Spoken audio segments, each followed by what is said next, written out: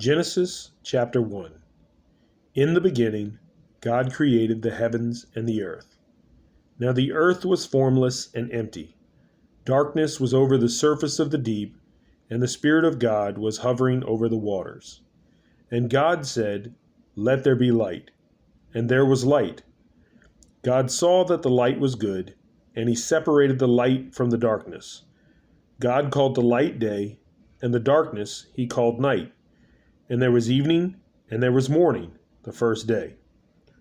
And God said, "Let there be a vault between the waters to separate water from water." So God made the vault and separated the water under the vault from the water above it. And it was so. God called the vault sky, and there was evening, and there was morning, the second day. And God said, "Let the water under the sky be gathered to one place, and let dry ground appear." And it was so. God called the dry ground land, and the gathered waters he called seas. And God saw that it was good.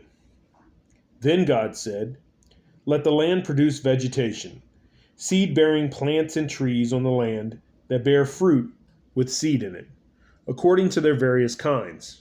And it was so. The land produced vegetation, plants bearing seed according to their kinds, and trees bearing fruit with seed in it according to their kinds. And God saw that it was good. And there was evening, and there was morning, the third day. And God said, "Let there be lights in the vault of the sky to separate the day from the night, and let them serve as signs to mark sacred times, the days and years. And let them be lights in the vault of the sky to give light on the earth." And it was so.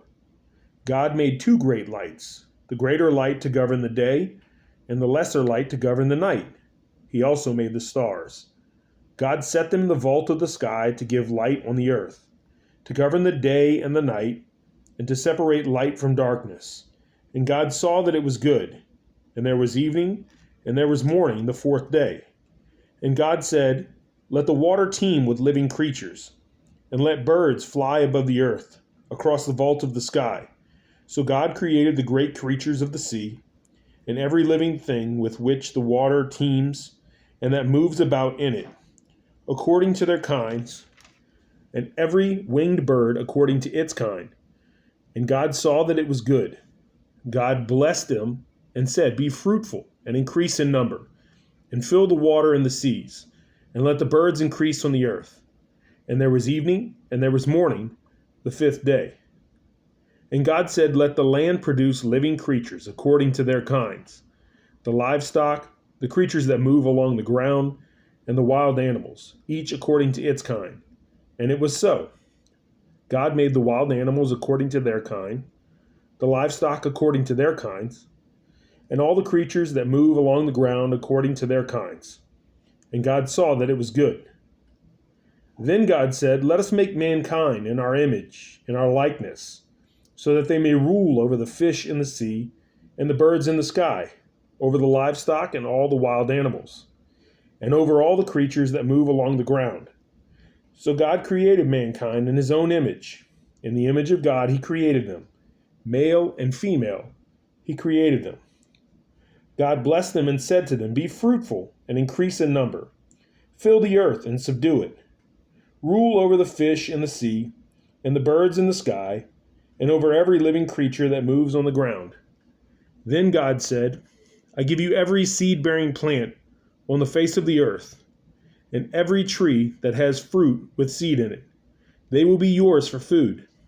And to all the beasts of the earth, and all the birds in the sky, and all the creatures that move along the ground, everything that has the breath of life in it, I give every green plant for food."